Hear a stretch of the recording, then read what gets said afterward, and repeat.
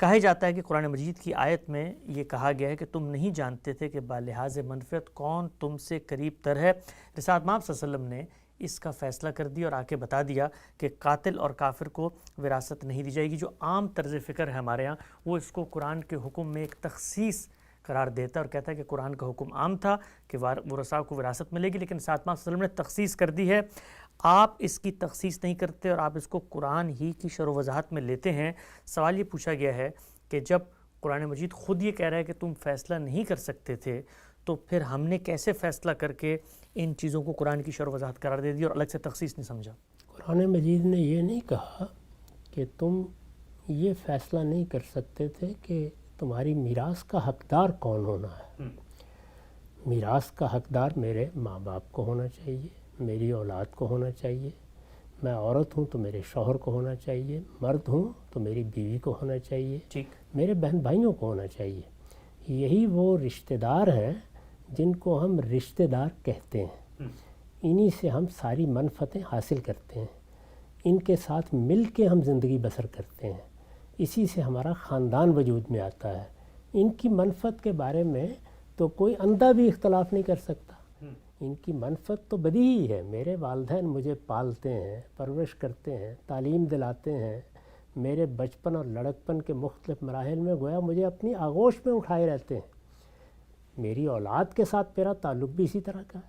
یعنی میں اپنی اولاد سے محبت کرتا ہوں، میں اپنی اولاد کو وہ سب کچھ دینے کے لیے تیار ہو جاتا ہوں جو اس کی ضرورت ہے۔ اولاد بھی جواب میں اپنے ماں باپ کے ساتھ ایک فطری تعلق رکھتی ہے۔ بہن بھائیوں کا رشتہ بھی اسی طرح کا ہے۔ میاں بیوی بھی جب ایک معاہدے میں بن جاتے ہیں تو ان میں بھی جو تعلق پیدا ہوتا ہے وہ محبت کا تعلق ہے، اعتماد کا تعلق ہے، اور یہ باہمی طور پر رفاقت کی منفعت کے ساتھ وجود میں آتا ہے۔ ان کو سمجھنے جاننے میں کس کو دقت تھی؟ قرآن مجید کے الفاظ یہ ہیں کہ آباؤکم و ابناؤکم لا تدرون ایہم اقرب لکم نفع، یعنی نفع تو تم جانتے تھے لیکن نفع میں کون زیادہ قریب ہے اور کون کم قریب ہے اس کا فیصلہ تم نہیں کر سکتے تھے۔ یعنی مثال کے طور پر اگر مجھے یہ فیصلہ کرنا ہوتا کہ میری میراث میں ماں باپ کا حصہ زیادہ ہونا چاہیے یا اولاد کا،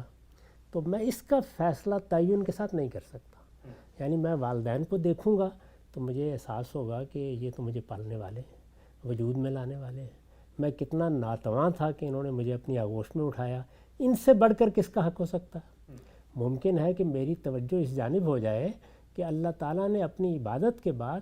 سب سے بڑھ کر جس چیز کی مجھے تلقین کی ہے وہ تو بالوالدین احسانہ ہے، تو مجھے اپنی میراث بھی سب سے بڑھ کر ان کو دینی چاہیے۔ اسی طرح اولاد کا معاملہ ہے، اولاد پر ہم منحصر ہو کے رہ جاتے ہیں۔ یعنی جس طریقے سے ابتدا والدین کی آغوش میں ہوتی ہے، بعض اوقات انتہا اولاد کی آغوش میں ہوتی ہے۔ اولاد کے ساتھ بھی ہمارے تعلق کی نوعیت غیر معمولی ہے، فطری طور پر بھی، عقلی طور پر بھی، اور ضروریات کے لحاظ سے بھی۔ تو یہاں پر بھی یہ سوال پیدا ہو سکتا تھا کہ والدین تو چلیے اب بوڑھے ہو رہے ہیں، ان کی کچھ ذمہ داریاں اٹھا لیں گے، لیکن ان کو تو ابھی دنیا میں زندگی بسر کرنی ہے، ان کو تو ابھی بہت کچھ کرنا ہے، بہت کچھ اپنے سامنے منصوبے رکھنے ہیں، زندگی کے مسائل کو دیکھنا ہے، مختلف مراحل سے گزرنا ہے، اس لیے زیادہ میراث ان کو ملنی چاہیے۔ یہ آپ دیکھیے کہ میاں اور بیوی کے معاملے میں مغربی ذہن اس سے بالکل مختلف طریقے سے سوچتا ہے، یعنی ان کے ہاں یہ رشتے سب سے زیادہ اہمیت اختیار کر لیتے ہیں۔ تو اس طرح کے معاملات میں انسان ترجیح کا فیصلہ نہیں کر پا رہا تھا، یعنی منفعت کا فیصلہ تو بدیہی ہے، وہ تو نظر آ رہی ہے، وہ ہر شخص جانتا ہے ان میں سے زیادہ کس کو دیا جائے، کم کس کو دیا جائے۔ تو قرآن مجید نے یہ نہیں کہا کہ تم ان کی منفعت کو نہیں جانتے تھے، یہ کہا ہے کہ تم اقرب و نفع کا تعین نہیں کر سکتے تھے، یعنی ان میں سے کون زیادہ قریب ہے منفعت کے لحاظ سے، منفعت میں ترجیح کس کی ہے، کس کی منفعت زیادہ اور کس کی کم ہے۔ تو اس کا مطلب یہ ہے کہ منفعت کو ہم جان سکتے ہیں، اب جب جان سکتے ہیں تو اس کے انفقاق کو بھی جان سکتے ہیں، یعنی اب منفعت نہیں رہی۔ اگر میری اولاد نے میرا گریبان پکڑ لیا ہے، مجھے بڑھاپے میں باہر پھینک دیا ہے، اگر انہوں نے مجھے قتل تک کر دینے کی کوشش کی ہے، یا کسی نے بدبخت نے اپنے باپ کو یا ماں کو قتل ہی کر ڈالا ہے، آخر اس طرح کے واقعات پیش آتے رہتے ہیں، تو منفعت کہاں باقی رہی؟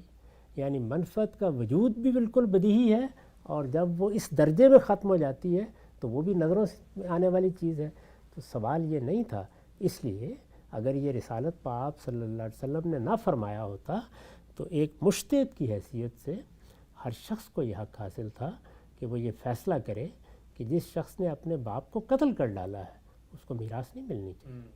جس نے اپنے باپ کے ساتھ آخری درجے کی بدتمیزی کی ہے یا اس کے گریبان پر ہاتھ ڈال دیا ہے یا بڑھاپے میں اسے اٹھا کے باہر پھینک دیا ہے اور اس کی خبرگیری تک نہیں کی، اس کو اس کی میراث سے محروم کر دینا چاہیے۔ عقل اس کا تقاضا کرتی ہے، یعنی اگر یہ نہ کیا جائے یا نہ مانا جائے تو اس کے لیے استدلال چاہیے، بالکل ٹھیک۔ اللہ کا حکم چاہیے۔ یہ اتنی بدیہی، اتنی واضح، اتنی صاف بات ہے، چنانچہ اسی کو سامنے رکھ کے رسالت پاک صلی اللہ علیہ وسلم نے یہ دونوں باتوں میں ہماری رہنمائی فرمائی، اور عقل جو تقاضا کر رہی تھی اس کو لفظوں میں بیان کر دیا، اس کو اپنا حکم بنا دیا کہ تم بالکل ٹھیک سمجھ رہے ہو، اگر کوئی قاتل ہے تو اسے مقتول کی میراث نہیں ملنی چاہیے۔ اسی طریقے سے اگر کسی شخص نے اپنا دین تبدیل کر لیا اور اللہ اور رسول کے مقابل میں آ کر کھڑا ہو گیا ہے تو اس کو بھی اس سے محروم ہونا چاہیے۔ یہ رسالت مآب صلی اللہ علیہ وسلم نے ٹھیک قرآن مجید کے منشا کو سمجھ کر اس کا اطلاق فرمایا ہے، اور یہ ایسا اطلاق ہے کہ جس طرح کہ میں نے عرض کیا اگر حضور نہ فرماتے تو کوئی مجتہد کر دیتا۔ ٹھیک، نقطہ بالکل واضح ہو گیا۔ اچھا ہم سب اس میں جو ایک بڑا دلچسپ نقطہ ہے وہ یہ کہ اللہ تعالیٰ قرآن مجید میں ایک چیز کا فیصلہ کر رہے ہیں، بتا رہے ہیں کہ کس ریشو سے کس وارث کو کتنا حصہ دیا جائے گا، اور ساتھ اس کا ریشنل بھی واضح کر رہے ہیں کہ یہ جو حصوں کی میں نے تقسیم کی ہے کہ والدین کو 1/6 ملے گا یا بچوں کو ایسا یا بچیوں کو ایسا، یہ تمہارے پاس کوئی ایسا پیمانہ نہیں تھا، کرائیٹیریا نہیں تھا کہ جس سے تم یہ تقسیم کر سکتے، لیکن اللہ نے اپنی تقسیم کا ریشنل بھی خود واضح کر دیا ہے کہ وہ منفعت ہے، اور منفعت ہوگی تبھی ان کو اس کی وراثت میں سے ترکہ بھی ملے گا۔ اب سوال یہ ہے کہ اگر ہم 1 منٹ کے لیے یہ مان لیں کہ اس روایت میں قرآن مجید کے اوپر ایک تخصیص عائد کر دی گئی ہے، تو پھر جو قرآن نے اصول بیان کیا تھا وہ اصول تو پھر ٹوٹ جاتا ہے اگر اس کو ہم نے اسپیسیفائی کر دیا ہے تو۔ یہ بالکل ایسے ہی ہے، قرآن مجید نے جو بات بیان کی ہے وہ اپنے عقلی اور لسانی مضمرات کے ساتھ ہے۔ یہ بات سمجھنی چاہیے کہ ہم جب گفتگو کرتے ہیں، ہم جب کلام کرتے ہیں تو اس میں جو عقلی مضمرات ہوتے ہیں ان کو لفظوں میں بیان نہیں کیا جاتا، ان کو انسان خود سمجھتا ہے۔ قرآن مجید یہ بات نہ کہتا تو ہم استنباط کر کے بتاتے کہ ان لوگوں کو کیوں اللہ تعالیٰ نے وارث قرار دیا ہے۔ ہم بتاتے کہ والدین کے ساتھ ہمارا رشتہ کیا ہے، اولاد کے ساتھ رشتہ کیا ہے، بہن بھائی کس طرح سے ہمارے دست و بازو بنتے ہیں، میاں بیوی کا رشتہ کیا ہے۔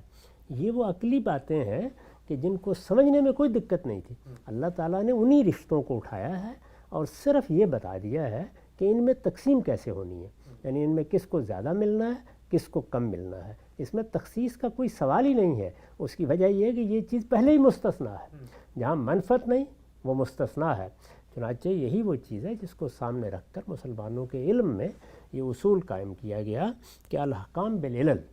تمام احکام اپنے اس ریشنل پر مبنی ہوتے ہیں، یعنی ان کی کوئی بنیاد ہوتی ہے عقلی جس پر وہ دیے جاتے ہیں، اور اسی چیز کو اس طرح بیان کیا جاتا ہے کہ ان الحکم یدور مع العلہ وجودا وعدما،